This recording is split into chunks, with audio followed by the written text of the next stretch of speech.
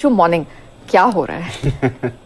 Data आ रहा है और इतने हमें नचा के रखा हुआ है बिल्कुल, क्योंकि एक बाजार में होप बनी हुई थी कि शायद इन्फ्लेशन कूल ऑफ होगा, शायद फेड आगे जाकर पिवट कर सकता है या एटलीस्ट ये जो अग्रेसिव रुख बनाया हुआ है इसको कम कर सकता है, बट कहीं से अब तक ऐसे संकेत नहीं आ रहे हैं। तो होप बनी हुई है कि शायद ऐसा होगा, बट रियलिटी अलग है और इसलिए बाजार लगातार डिसअपॉइंट हो रहे हैं। अब डेटा देख लीजिए, फेड मिनट्स देख लीजिए, सब यही इस समय पॉइंट कर रहे हैं कि फिलहाल तो कूल ऑफ का संकेत अभी तक तो नहीं आया है। सुस्ती बनी हुई है ग्लोबल बाजारों में। एक अच्छी बात है नेहा, अगर आप 2 दिनों में देखें तो डाउ सिर्फ और सिर्फ 60 अंक ही नीचे गया है। तो 2 दिनों में जो पेस ऑफ सेलिंग थी, जो दिन में हम 500-600 पॉइंट की गिरावट देख रहे थे, वो थमती हुई दिख रही है और 2 दिनों में लगभग कहीं नहीं गया है डाउ। एटलीस्ट बाकी इंडेक्सेस में थोड़ा उतार चढ़ाव जरूर बना हुआ है, बट कल तो बहुत ही सीमित दायरे में कारोबार आपने होते हुए देखा। आज इंपॉर्टेंट डेटा है, उससे पहले कुछ ज्यादा बड़ा एक्शन नहीं था। हल्की फुल्की डाउ में भी 30 पॉइंट्स की कल गिरावट थी, परसों हमने देखा था 36 पॉइंट गिरा था। तो 2 दिनों में तो कुछ नहीं हुआ है डाउ पर। नास्डैक परसों 1% गिरा था, कल हार्डली एनी गिरावट है। S&P 500 पे भी मामूली गिरावट है और सिर्फ 300 अंकों की रेंज में हमने डाउ में कारोबार होते हुए देखा। तो रेंज भी कम हुई है, एक्शन भी थोड़ा कम हुआ है। एक इंपॉर्टेंट डेटा पर ऑफकोर्स बाजार की नजर बनी हुई है। बॉन्ड यील्ड 3.9% के ऊपर ही है, ज्यादा वहां पर आपने एक्शन नहीं देखा, उसी लेवल के आसपास हैं। पेप्सी के दमदार नतीजे आए थे, तो पहला मेजर अर्निंग्स जो आई पेप्सी की तरफ से काफी शानदार रही और नतीजे तो अच्छे थे। आगे की गाइडेंस भी इनकी स्ट्रांग रही है। इनफैक्ट इंडिया में तो डबल डिजिट वॉल्यूम ग्रोथ भी इन्होंने रजिस्टर कराया। तो फर्स्ट सेट ऑफ अर्निंग्स अभी तक तो ठीक ही आई है। आज डेल्टा एयरलाइंस के नंबर्स आएंगे तो वहां पर देखते हैं कैसा अनुमान रहता है। पर जो डेटा डिसअपॉइंट कर रहा है मार्केट को, जिसकी वजह से मूड पर आप ज्यादा असर देख रहे हैं, वो है purchaser price index, PPI। Inflation tracking के लिए फेड इसे भी काफी क्लोजली ट्रैक करता है और इसमें अनुमान से ज्यादा बढ़त रही। 0.4% की ग्रोथ आपने देखी है PPI में, अनुमान 0.2% का था। तो अगेन अनुमान का डबल ऑलमोस्ट ये आते हुए दिखा है और ये अच्छा संकेत नहीं है।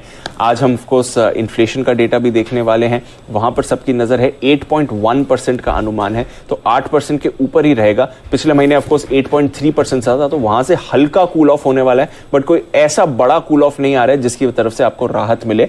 और ये इंडिकेट भी कर रहा है फेड के मिनट्स में, जो पिछली बैठक हुई थी उसके मिनट्स भी कल शाम को जारी हुए और वो क्लियरली दर्शा रहे हैं कि अभी भी इन्फ्लेशन की चिंता बनी हुई है। फेड अपना रुख बदलने में तेजी नहीं करने वाला है या जल्दी अपना रुख नहीं बदलेगा, क्योंकि महंगाई अभी भी एक प्रॉब्लम बनी हुई है। और फेड का यह भी कहना है कि एक तो अनुमान से ज्यादा हर बार महंगाई आ रही है, दूसरा उतनी तेजी से कूल ऑफ नहीं हो रहा है महंगाई का जितनी तेजी से हम चाहते हैं।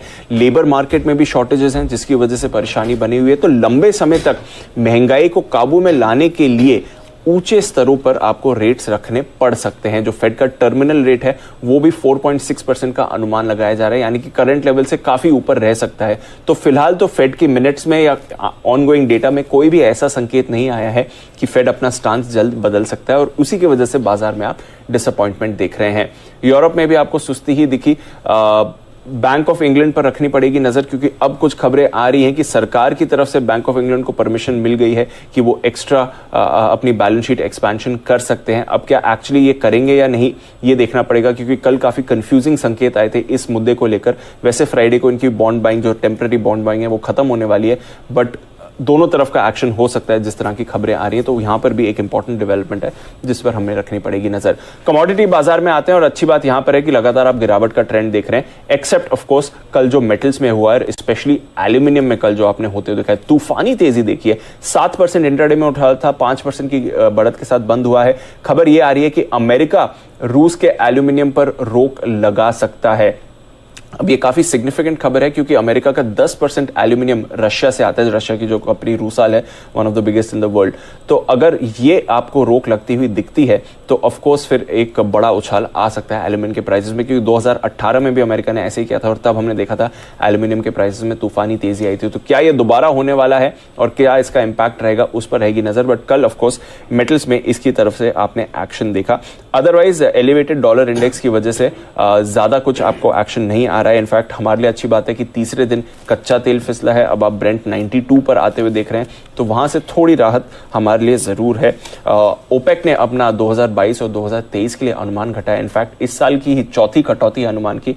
अब पिछले अनुमान के मुताबिक करीब 5.5 लाख बैरल की कटौती करी है अनुमान ने। तो डिमांड थोड़ी कम हो रही है कच्चे तेल की, अमेरिका में भंडार भी बढ़कर आए हैं, तो ओवरऑल कच्चे तेल से राहत है। पर आज मेटल्स पर आपको रखनी पड़ेगी नजर। अमेरिका में इन्फ्लेशन डेटा आएगा, उस पर भी सबकी नजर बनी।